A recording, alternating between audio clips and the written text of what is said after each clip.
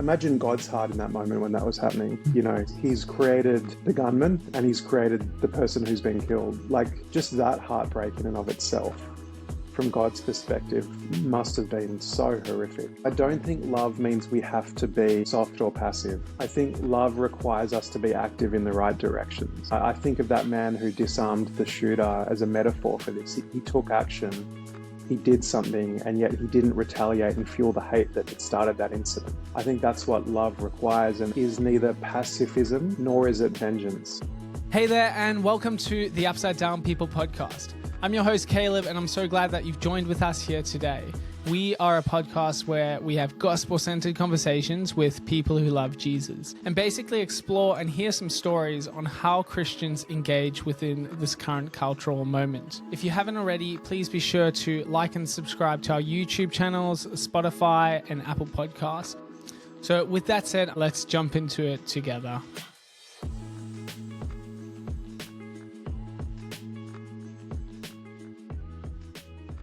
Well, on the 14th of December, which marks the first day of Hanukkah for Jewish celebrations, Australia was woken up in some parts. There's a horrific attack at Bondi Beach at these celebrations. At the moment, the reports are saying 16 people have been killed and at least 29 people injured. Anthony Albanese, Australia's Prime Minister, says the attack has deliberately targeted the Jewish community and has said this is an act of evil anti-Semitism. This is something that has really rocked Australia and woken up from a place where you think you're safe, and then you hear this news which seems very surreal, and people are trying to process, how did this happen? Why did this happen? And also as Christians, like, how do we respond to this? So I thought I'd ask Chris Cipollone, who's been on our show before, to have a conversation around his thoughts and insights into what's just transpired in Australia. And Chris is a Christian who's also a pastor and a speaker and author. We've had him on the show before, actually most recently to talk about his book, Here to Love, recapturing the centrality of Jesus' greatest command. And Chris, I wanted to have a conversation with you because I feel like some of the ideas that we spoke about regarding your book is juxtaposed to the horrific incidents that have just taken place. So yeah, that's the reason I've got you on. Maybe a place to start would be, sharing. What I haven't mentioned is you're right in the thick of it. You're in Sydney. So share, what's it like at the moment that we're recording this on the 15th of December. So it's happened last night, less than 24 hours ago. What's the feels? What's the thoughts going on at the moment? Yeah, thank you so much for having me, Caleb. And yeah, as soon as you put the request through, I thought, of course. I mean, it's, as you said, it's so live at the moment. I mean, this time, 24 hours ago, actually, I was turning on the cricket in your hometown of Perth, getting ready for the Sixers against Scorchers game, and suddenly this banner came up, and I thought, and I've got a family member who lives in Bondi Beach, like 2 blocks from where it all happened. So instantly it was get on the phone, check they're okay. They were. Found out subsequently another family member had been there about 2 hours earlier. It was a busy place, and it's a busy time. And I live about 20 minutes from Bondi, but we're there all the time. I mean, it's a special place for our family, so it definitely hits close to home. And I think the mood today, I don't know, it feels like a loss of innocence is probably the best way that I would put it. It's like this place. I think the fact it happened at Bondi as well. I mean, anytime 15 people are going to be shot dead, I mean, it's horrendous no matter which way you play it. But I think in Bondi, of all places, that is such a symbol of, maybe you'd just say, the Australian easygoing lifestyle. Right. For it to kind of be ransomed that way and forever changed just feels like something's been taken. But I think people are just processing still. It's still so early that even myself, today I've had quite a wave of emotions. probably a bit of surrealism last night, and then waking up. And for me particularly, I think the moment that just got me was to see the photo of the little 10-year-old girl who'd been shot, and presumably a photo of at that event, she had her face painted with a dolphin on her face. I've got a 9-year-old daughter. She's had that same dolphin, painted on her face at school fairs, and it just became very real for me in that moment. So I think probably disbelief, sadness, and anger in some combination of all those three things. Yeah. And I think that's, sort of captures people who either like yourself, who have like some sort form of connection to Sydney or to Bondi. But then it also captures this whole other side of Australia, like myself on the other side, who are just sitting here thinking, how on earth has this happened?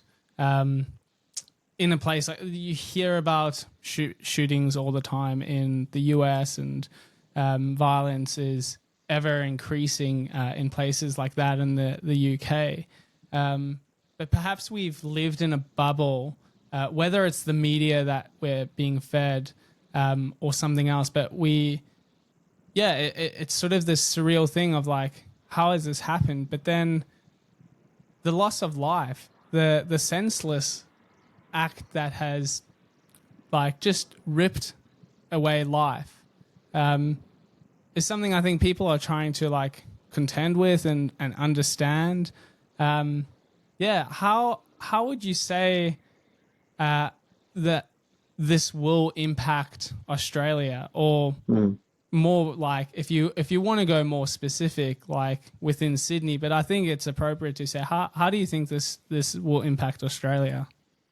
Yeah, I think it's an interesting question because as people have been talking about, this changing Australia forever today, my mind automatically thought, well, hold on a minute, because I remember Port Arthur. I was only 12 years old, but I remember being in church. I don't know whether it was happening then or whether it had happened a few days before. I can't remember that fact, but I had lived in Hobart actually as a kid. So I've kind of got two touch points to these two major events. And I remember some of the people that were shot in that massacre. They were the cafe owners, amongst other people. And in terms of just sheer loss of life, this is not the worst we've ever had. I think what's different about this one is that it was ethnically and politically targeted. Like, I think the two others that I can think of in my lifetime are, well, the three actually. There's Port Arthur, there's the Lint Cafe siege, and there's the Bondi Junction Westfield attacks. Unless I'm mistaken, I think those three were somewhat, dare I say, crazed individuals who didn't have a lot of method to their madness. Right. I think the fact that this was ethnically, racially, religiously motivated, and I picked up very quickly what's been happening in the news today. I noticed in one of the early pieces of footage, one of the gunmen was shooing somebody else away, which almost highlights what's different about this one. Is he was discriminant in the true sense of the word. Anyone who was not Jewish, he was saying to get out of the way, so that he deliberately targeting. Yeah, right, by telling other people to get out of the vicinity. Like, I think that's what's different about this is we've had massacres, we've had gun violence, but we haven't had this kind of terrorism in the way that we've had it, at least in my lifetime. In terms of how will it change us, I honestly don't know. Like, I think, and I'm sure we'll talk a little bit about the response in this interview, but I think a lot of it's going to come down to what happens in the next few months, particularly. The optimist in me feels like I don't know if I want to automatically assume that it changes us forever, in that we have to be on high alert constantly. Yeah. Maybe we do. But 24 hours on, I'd be sad if that's our automatic conclusion. And look, I'm not Jewish. It's easy for me to say that. I'm sure my Jewish friends are beating a very different drum today. But it feels like for our whole country to be hijacked by two people with an agenda feels like the wrong move 24 hours on. It doesn't mean we shouldn't change things or do things, but I don't want to say that we've changed forever in this permanent, indefinite kind of status. Maybe we have, maybe we haven't. I just don't want to automatically assume it yet. Right. Is that because, like, in doing that, there's potentially putting more influence or power into those two individuals and adding fuel to the cause? Yeah, I think so. And I don't know if we'll talk about this throughout this interview, but one of the things that provoked me to write my book was that I was just feeling rage increasing. Like rage is Yeah. that, and even as I was listening to journalists really press Anthony Albanese at the press conference last night, I just felt like people were rage baiting him. And I just thought, let's Mm. just not do that. And I thought he actually played it really, really well in the moment and kind of called it out, shut it down, and moved on to the next question. Um, we live in a time and a climate where rage seems to get the oxygen. Mm. And I just think we have a choice at this point. How do we grieve and pursue justice without just rage baiting one another into more and more anger, potentially violence, vitriol? I think that's the choice that we all have to face at the moment. And Yeah. it doesn't mean that as Christians we pull back from our sense of justice and say, actually, there's nothing to see here. Like a terrible atrocity has happened. But I'm just not sure if bouncing rage back and forth with each other is the answer. Yeah. Yeah. I mean, it's hard. It's hard not to empathize with people who are feeling that way. But I definitely hear what you're saying. I listened to an interview earlier of a man who was one of the first sort of responders after one of the gunmen had been shot by the police. And something that he said was everyone started piling on these individuals, and he said he took the opportunity to stomp on his head. And he said he felt justified in doing that. And I was like, on one hand, it's like, yeah, you have all this anger, you have all this rage, so you feel justified in doing that. But then on the other hand, I'm like, is that a righteous response? Is that a just response? I'm not too sure. I don't know how I would act in that moment. But it was almost like there wasn't any that there was like a smirk on his face as he said it. Right. And I was like, it just doesn't feel right the way he is saying that. It wasn't like he knew he didn't have to do this. He knew the individual had been apprehended. The police had him, and it was just like, I'm taking this opportunity now. And I wonder if that's like the risk of what you're saying before with the journalists and Anthony Albanese is, are people going to take this as an opportunity to, just inflame a situation, rage bait, and incite more violence, more hatred, more vitriol within society? Yeah, and I think that's such a good example because instinctively, I saw the footage of him doing that actually Right. in the early minutes. Unfortunately, in a group chat, a lot of videos started going around among some friends, and some of them, I wish someone had warned me more of what they were sending me, but that was one of them. And yeah, I agree with you. Like, it's hard to put a finger on what it does feel off.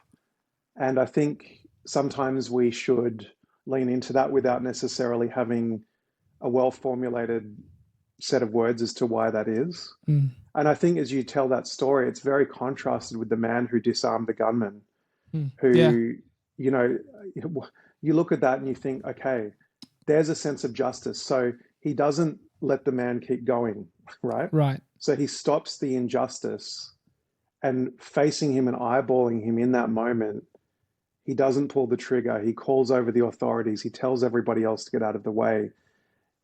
It's just, who knows what any of us would do in the moment, right? Like, it's just instinctive, and I guess psychologically, we're tapping into fight or flight, and some of us fight, some of us flight. But there was something in that moment that man just the man who disarmed the gunman just felt like he played it perfectly. Yeah. Again, he wasn't okay with the violence. He did something about it, but in that moment when he could have shot him, he didn't. He pulled the levers of the authorities and he let them do their job. Yeah. And it felt like a bit of a metaphor for what a right response should be to something like this. And just as an aside, I think, politically, and, I'm thinking through so much of this from global politics, Australian politics. I think one of the great mercies here is from all reports, the man who disarmed that man was a Muslim himself. Oh, And right. Yeah. I think that that's one of the mercies of God here, that that might Mm. just bring the temperature down a little bit at the moment. Yeah. That it means that, um, because my other frame of reference here is the Cronulla riots in Sydney between Muslims and Anglos. There's a whole bunch of different precedents we have, but I almost think if that man had been an Anglo-Australian, it might have been a different narrative to the fact that that man was Muslim himself. I think there's going to be a mercy there in the repercussions and the fallout of this. Yeah. I think that's a brilliant point. And I think something like as well to acknowledge in that specific example is that even in the greatest like moments of darkness, is often the greatest moments for light to shine through. And that act that man did was a incredible example of self-sacrifice to put yourself in harm's way to save people that you have no connection to, no relation to. And I think there's something remarkable about that, and it points towards the gospel, Right. which is just beautiful. I want to get your thoughts as well in terms of like a big question is like, how do we as Christians respond to this?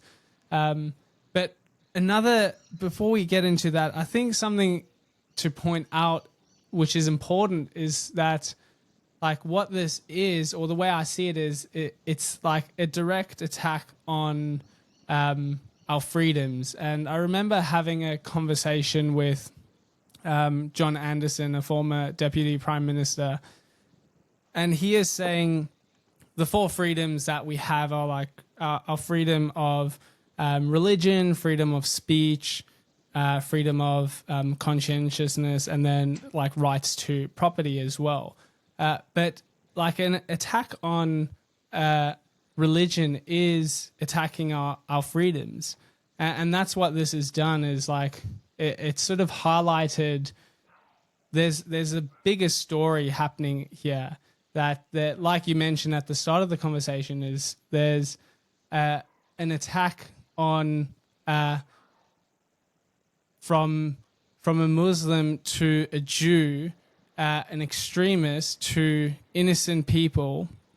And what it does is it's saying like, well, I've got so many thoughts rushing through my head right now, but it's like it's saying like, well, the rage that's incited is like, man, we need to hate our Muslim friends or neighbors, or like we just can't let them into the country.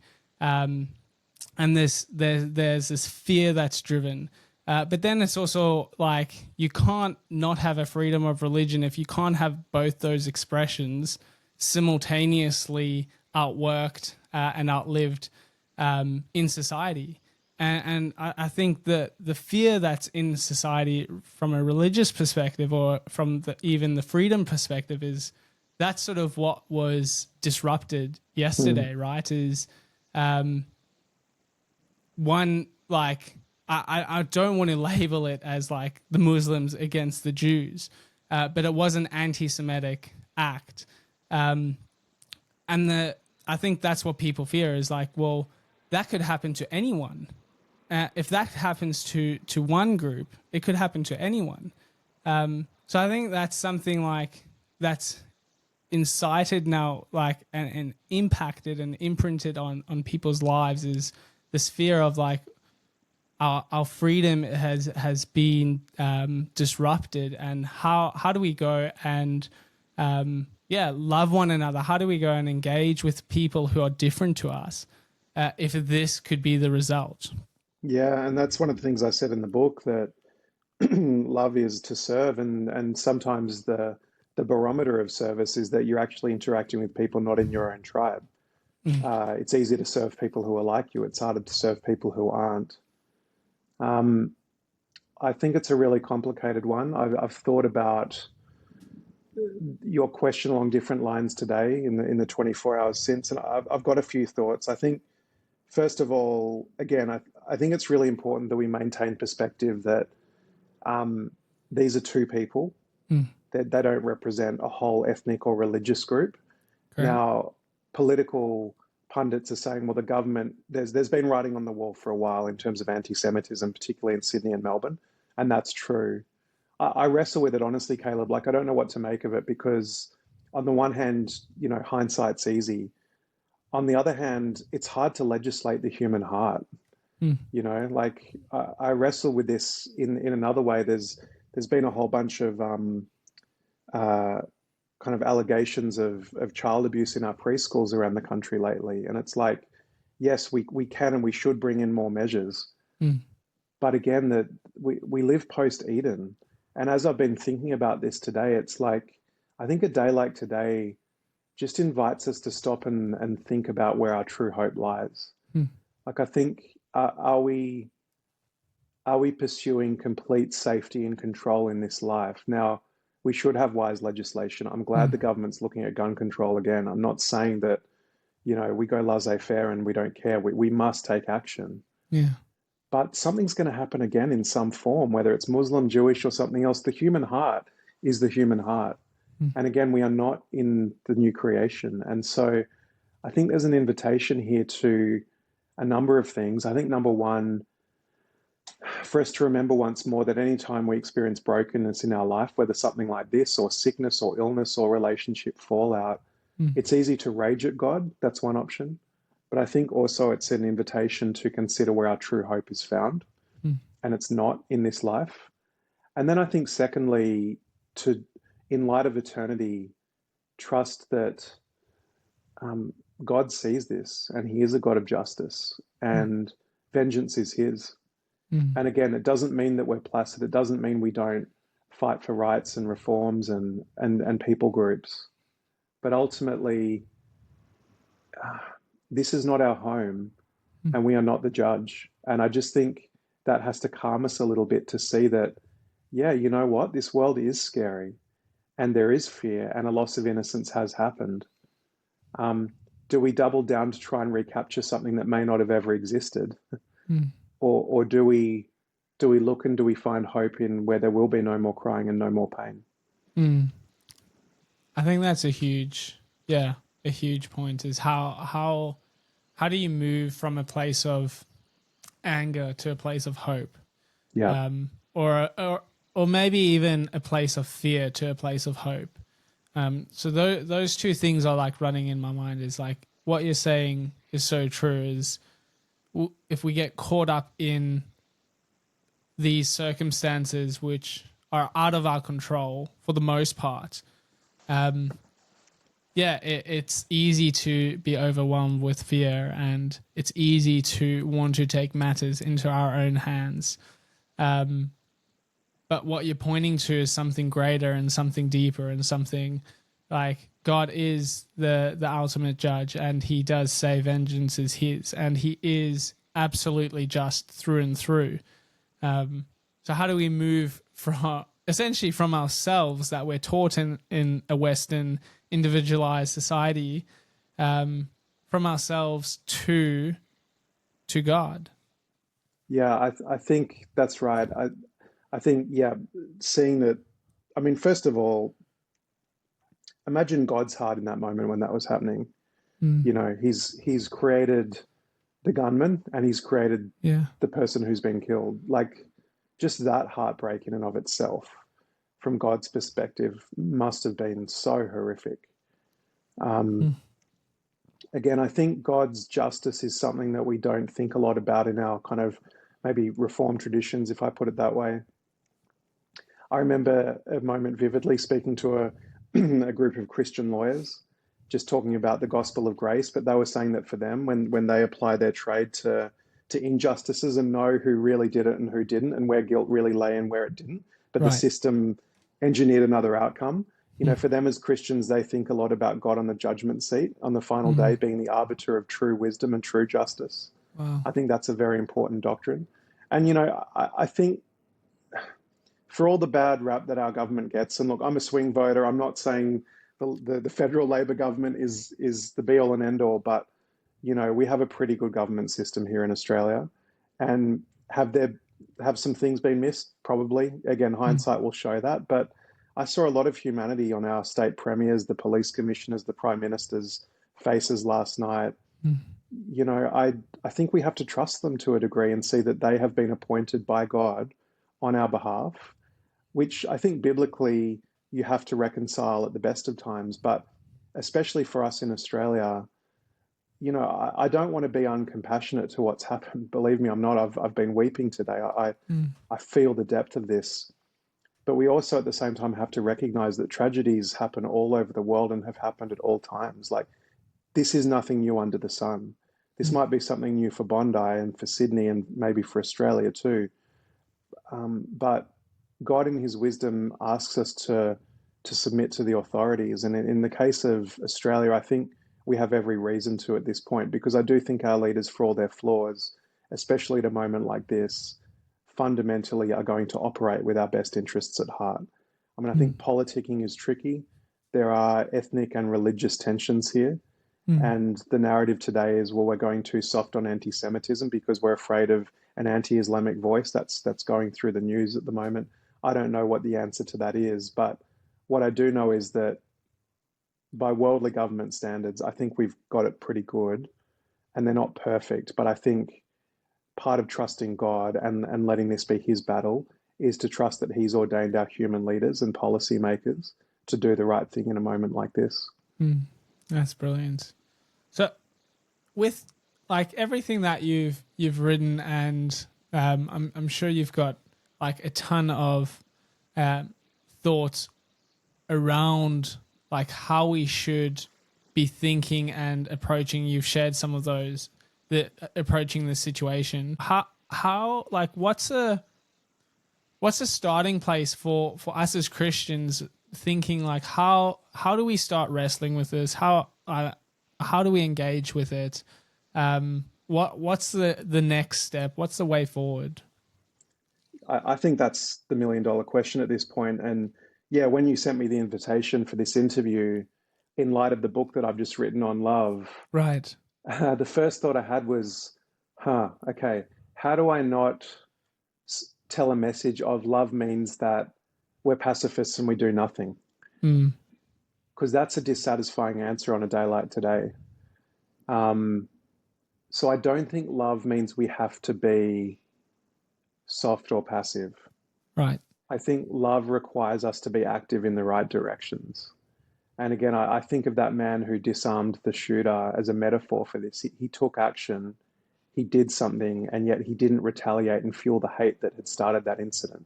Yeah. I think that's what love requires. And again, your juxtaposition with the man that was trampling on the head, I think, is spot on. That it feels very different, those two moments. And so I think what love requires is neither pacifism nor is it vengeance. I think it's energy directed in the right direction. My thesis for the book was to love is to serve. So I guess the first question is, well, how do we serve at a time like this? Mm. How do we be part of the story that we just lost yesterday, right? Yeah. Like, if it is a loss of innocence, it's not to recapture innocence, but where do I want to be affiliated? Do I want to fight fire with fire, or do I want to be part of a narrative that was missing on a day like yesterday in that darkness? So what does that look like? I think in very practical terms, again, it's very easy for us to politic and rage and social media and all that kind of stuff. And there's a time and a place for that. But I just feel like that's the really easy option, to be honest with you. I just think the better question is, what does it look like to roll up our sleeves and do something better and different? I think that's what love compels us to do. Public discourse is part of it, but I feel like, I don't know, that's where so much of us reside as our sum total, even as Christians today.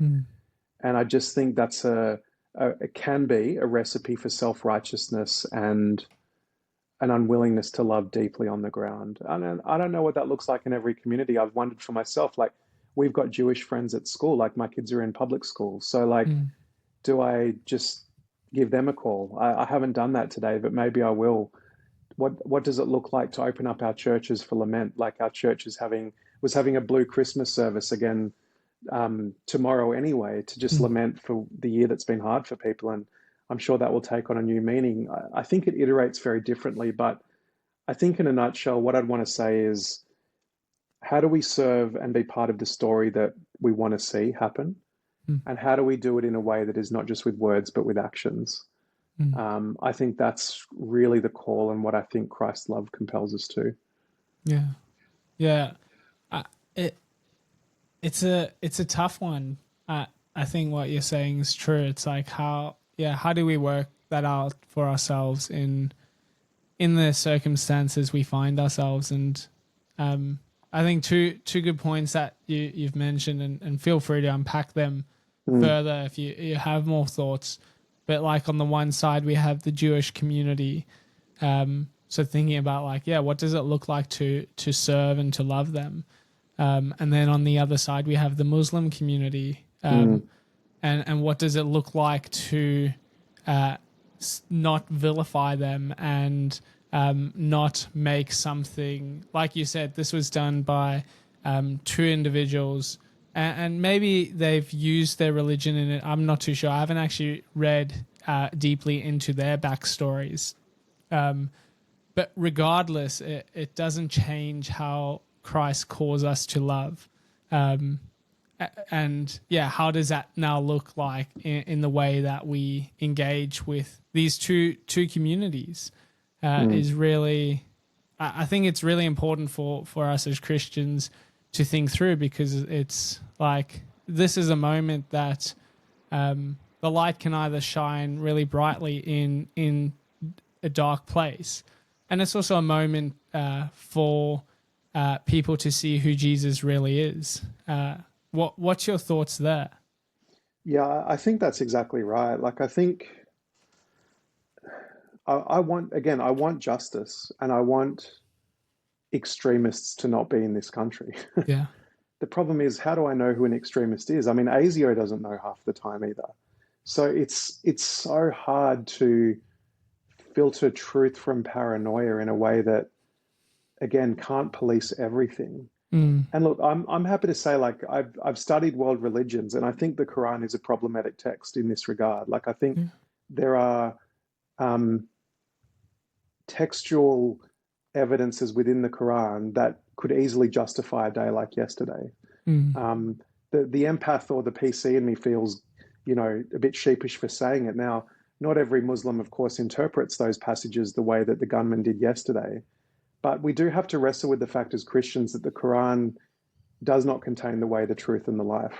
And so it's this really fine line between seeing people as people, and it's not just Muslims, in this generic sense. Like, that's not a helpful conclusion. And yet also seeing that Christ is the one who's come to give life to the full. He's the one that has the living water. Like, I think we should not be ashamed of putting our flag to the mast and saying that in Christ we believe that we've got the truth. And in Islam, there is a darkness and a deception there, but in a way that puts those ideas on the table rather than vilifying everybody who identifies as Muslim. Those are two different things. So I think it's hard because, again, I don't think love means that we're passive and say, oh, there's nothing to see here. Actually, something terrible has happened, and we need to learn from it and take it seriously.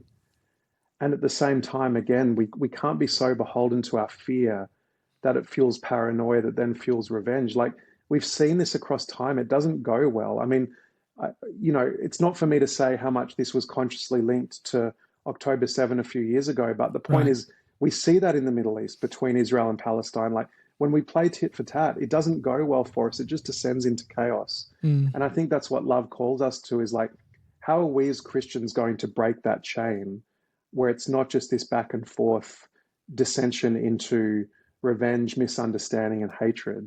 Someone has to make that call and says, no, it stops here. And I think that's what the gospel does, is that it holds out justice for what has been. It takes seriously future threat, but it doesn't vilify, oversimplify, or politic whole groups of people that are diverse in nature. I think it gives humanity the benefit of the doubt to say that we are all imperfect.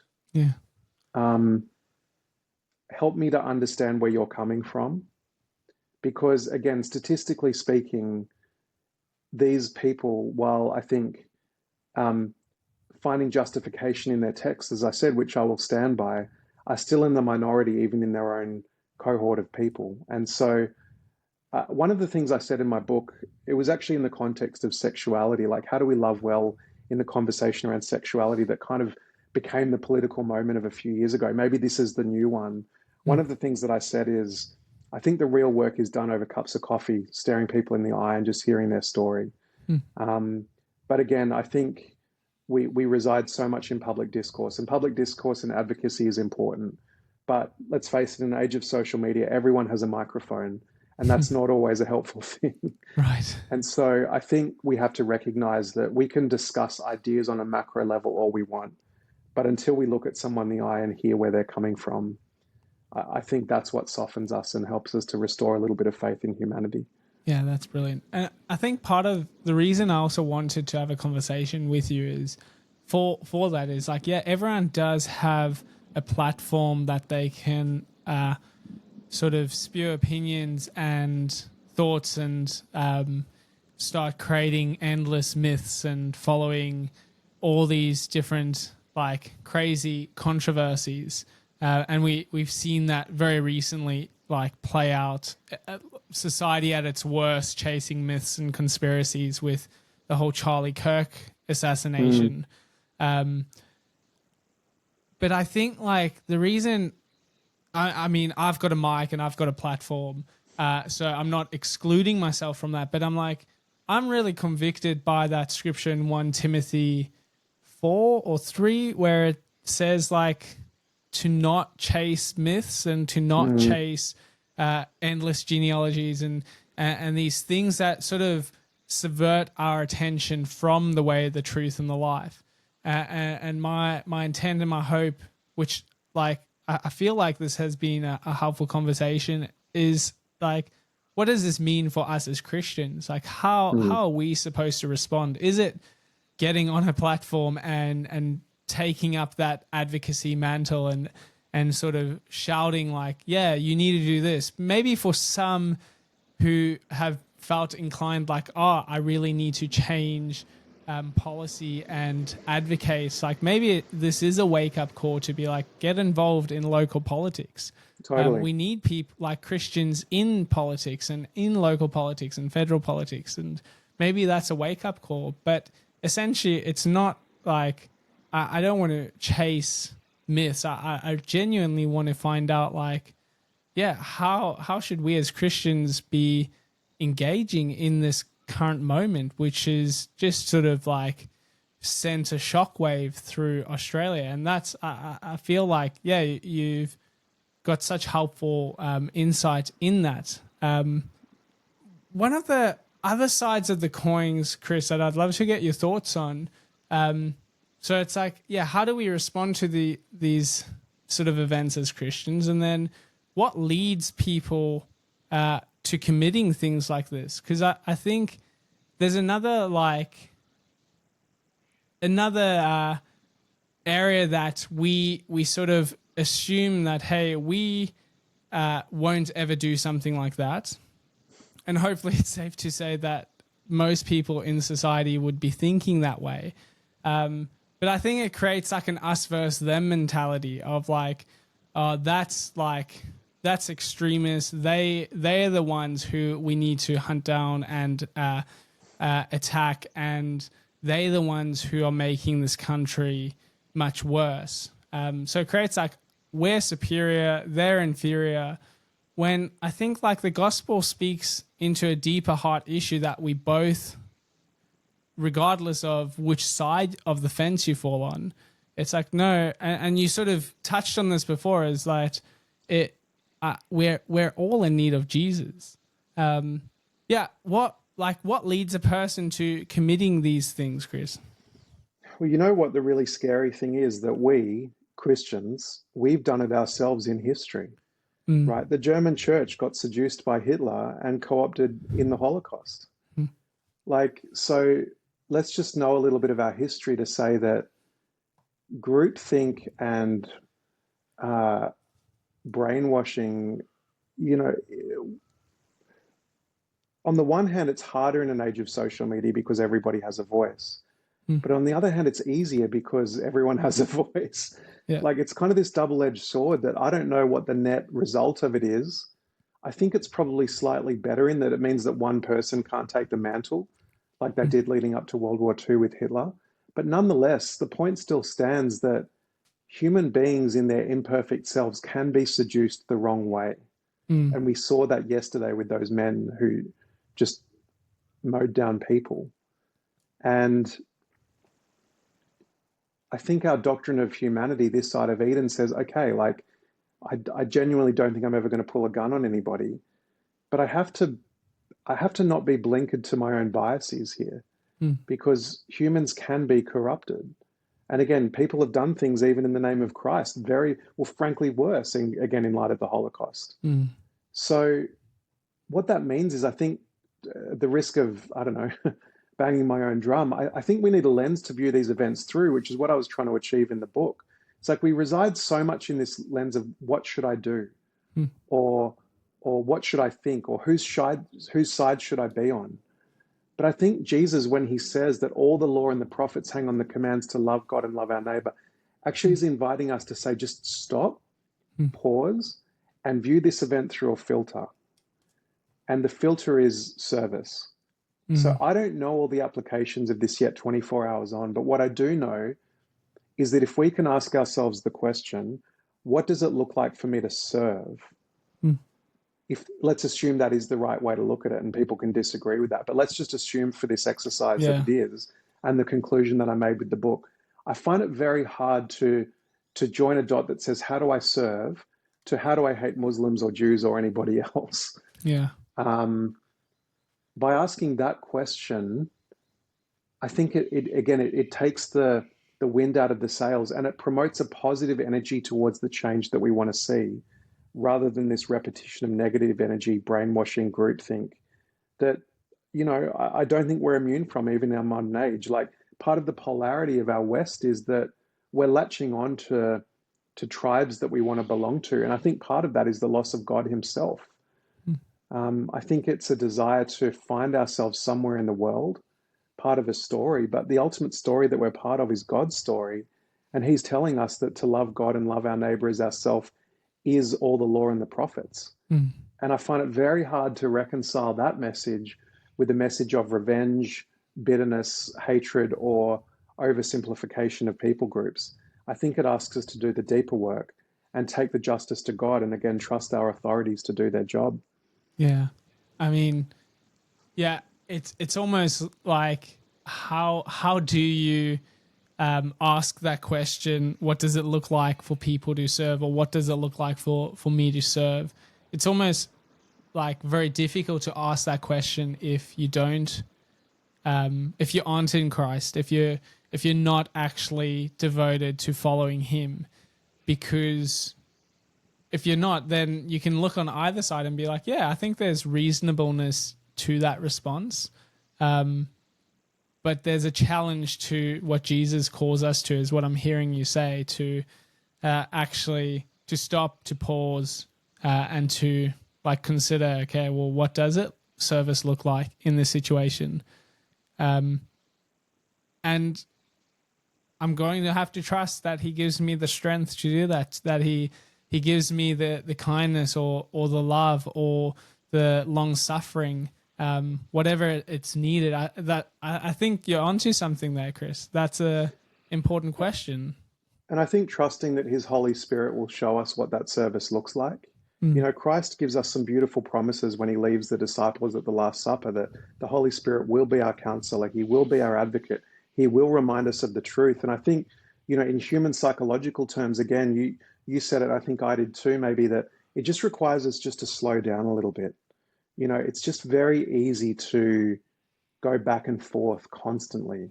And again, I think that's the folly of our age, is that we all just want to share our opinion.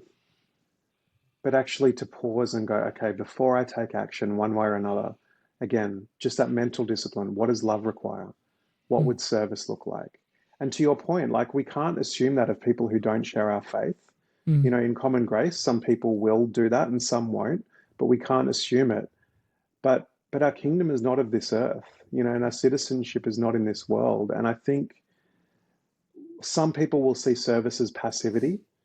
I don't think it is. I think it's promoting a better way. It's giving a better alternative. Again, it's this Holocaust-like example of Bonhoeffer with this beautiful resistance. Like, I can't fight the Nazis at their own game, but what I can do is show a different way for people who are willing to look and listen.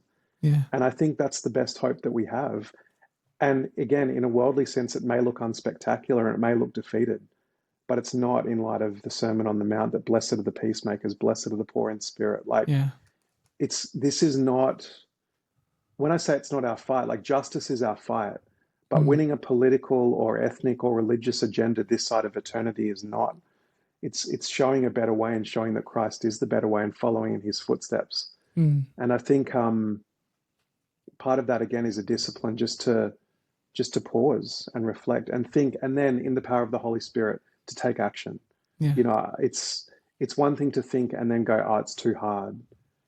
I want us to do better than that, to think and to pause and then move. Yeah. And once we've considered that first principle, I do believe that we're going to move in the right direction. Yeah, that's brilliant. And just to acknowledge as well what people may be feeling and experiencing, like, are real. You mentioned Bonhoeffer and his beautiful resistance, and like, he was one of the people who also wanted to, or I'm pretty sure had a plan to assassinate or to kill Hitler. So it's just acknowledging that humanity of, like, Totally. This is something that we want to have a different way that we hear the sound and that we behave. But then I think it's like, we don't want to do that at the expense of sort of not internalizing, but maybe suppressing, like, these feelings as, like, yeah, we want to see justice. We want to, like, these are real things. And I think it's like a foreshadowing of who God is. But recognizing, if I had to enact that, it's probably not going to be gracious and loving. And God is just, he's gracious, he's loving. It's not separate parts of him, but it is who he is. Well, and I think one of the mistakes that we get into doctrinally is that we pit justice against mercy. Yeah. Or justice against grace. But Tim Keller's very helpful here in his book on forgiveness. He basically says that the cross is justice and mercy together in one moment. And then he says, for us, you can't show mercy for something that you don't feel an injustice about. Right? So mercy and grace is not ignoring the pain and the injustice of 15 people who are now dead. Like, in nobody's world is that okay. And in some ways, I'm glad that one of the killers has not died, so that we can see some semblance of justice in a human sense. Almost the shooter who died almost feels like he got off too easy in a way. So we must bring all things to account. We see it, in the minor prophets, all that, like, God is a God of justice. He cares when the voiceless are oppressed, marginalized, and in this case, murdered. And we actually have to recognize the depravity of that in order to come to a position of mercy. Because if we just say, oh, grace means that let's just all move on really quickly, that's too cheap. Yeah. True mercy, true grace, true forgiveness requires us to give oxygen to the horrendous things that have happened here and to say they're not okay.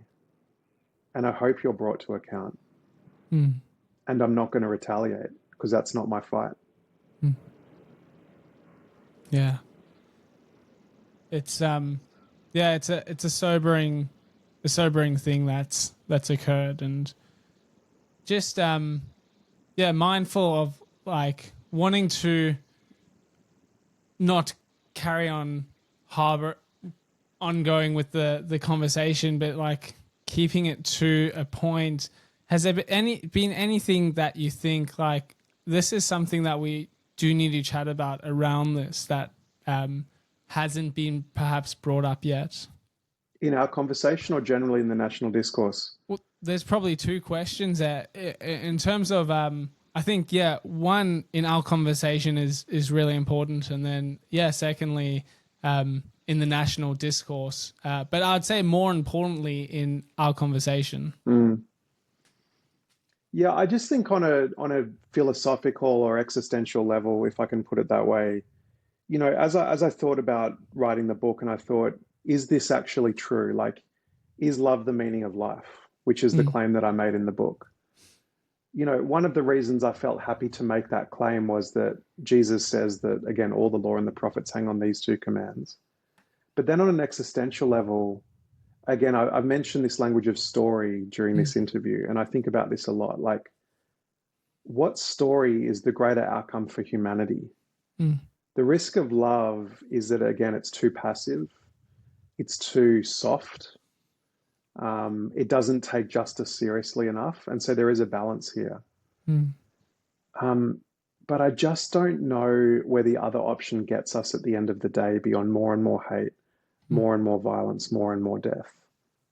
So love feels like a risk. mm, But when I pause and think about hate, or maybe more soft versions of that, self-righteousness and pride, mm, oversimplification and fear, I just don't see how that's a good outcome for humanity to go down that rabbit warren. And mm. I think we're already going down that one as a society, again, with our politicking and rage baiting. Like, I Yeah, would just kind of appeal philosophically and say, how's that going for us? yeah, I don't think it's leading to good outcomes. And so, again, you may say, well, love is too weak. mm, I don't know, like misapplied, it can be. Again, we need to pursue justice. But if we don't end with love, I don't know what the end game is here beyond catastrophe. mm, And so I think as we wrestle with what does love look like, is love really the way to look at this? Again, it's thinking about our own lives and what can I do with my hands and feet. But I would also encourage anyone who's listening to think about it through the story of humanity and ask themselves, what's the end game of each option? And you tell me which one you think is better. yeah, yeah. I think that's brilliant. And it is so important, I think, like to have that self-awareness of what's the narrative that we're being fed and putting ourselves into, and yeah, seeing where's that leading. Is it leading to a place where we are people of love, people who are in Christ, or do we sort of barricade our lives in fear, and we are hopeless about everything that we see around us, these senseless acts, these disgustingly horrific acts against humanity? You did put it beautifully at the start of like, you wonder how God would be reacting in this moment as he sees this unfold. And it's like, here's his creation, both Jews and Muslims. He's knit them in their mother's wombs. He knows them attacking, and yeah, just his creation turning in on itself and destroying itself is no one's heart breaks more than what God's heart is breaking at this event. And I think there's that reality check of like, yeah, we need to ask ourselves what stories are we feeding ourselves? Yeah, I think that's great, Chris. Yeah, I really do believe in it. I think God's wisdom in that text of the two great commands are found worthwhile to pursue. And Mm. again, on just on a macro level, I think as Christians, like I think faith requires us to put God's claims under the microscope. Like Yeah, doubt them, question them, because if Jesus is the way, the truth, and the life, I love what Tim Keller says about the gospel, that Christ is both historically reliable and existentially satisfying. Like yeah, if the truth really does come from God, it should be existentially satisfying. mm. We should be able to put it under the microscope and again ask the question that I've asked, which is, which end game do you want to be part of? Yeah. And again, I think the end game of love is the better story for all of us. Brilliant. Well, yeah, I think that's a good place to leave it. There's so many other places that we can go down and try and figure out like what this looks like and why this has happened at a deeper level. But I think that's a good place to sort of leave it for now, Chris. And yeah, thanks so much for taking the time to have this conversation. And I think in terms of like what you're saying, I'd encourage people who are listening that this is an opportunity to trust God, to take it to God. It's like that litmus test. Like, is this the better way? Can we trust God? Can we know Him in our uncertainty, in our fear, in our angst, in our hopelessness? Can we trust that He is good, that He is just, that He is merciful, that He is loving? I think it's the times like these that really, He says, put me to the test in the sense of let me show you. I think that's great. So thanks so much, Chris. I appreciate your thoughts and your insights and just your comments on this tragedy that's really struck our nation. No, thank you so much for having me. It was a real privilege and difficult circumstances for our city, but one that just brings to the fore how God wants us to live, not just in the easy times, but the hard times too. So thanks for the opportunity.